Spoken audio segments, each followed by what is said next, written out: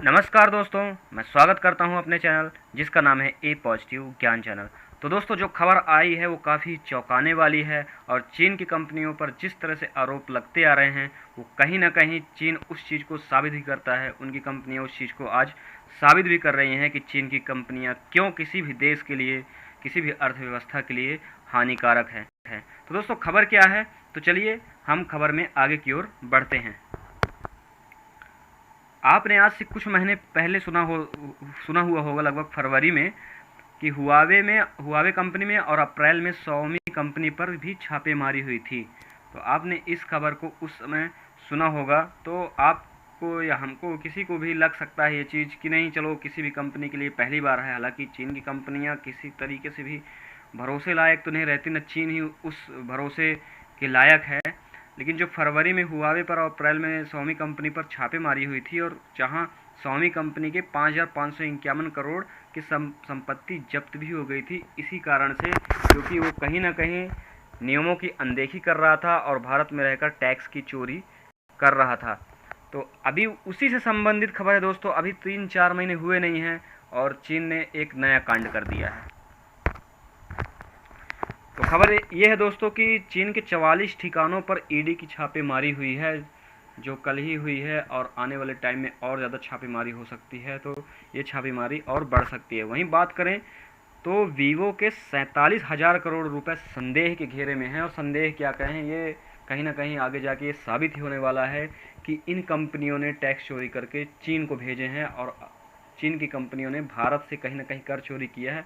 और भारतीय अर्थव्यवस्था के लिए कहीं ना कहीं ये काफ़ी नुकसानदायक बात है। क्यों नुकसानदायक बात है कि चीन की कंपनियां कमा हमसे रही हैं, हम कस्टमर भी हम ही हैं उनके, और वो जो कमा रही हैं तो उसका टैक्स पूरी तरीके से ना देकर उस टैक्स को कहीं ना कहीं चीन की तरफ भेज रही हैं। और वहीं चीन इस चीज़ का यूज़ भारत के खिलाफ ही करता है हर चीज़ों में। मतलब जो पैसा कमा रही हैं वो तो अलग ही है, ऊपर से जो टैक्स चोरी करके भेज रही हैं तो उससे और जो फ़ायदा हो रहा है वो अलग है। और जहाँ कहीं ना कहीं भारतीय कंपनियों के इस कारण से नुकसान पहुंच रहा है। और दूसरी चीज़ है कि चीन जिस तरह से मजबूत हो रहा है, तो चीन कई देशों के साथ, कई लोगों के साथ ऐसा ही करता है। ये दुनिया से छुपी हुई बात नहीं।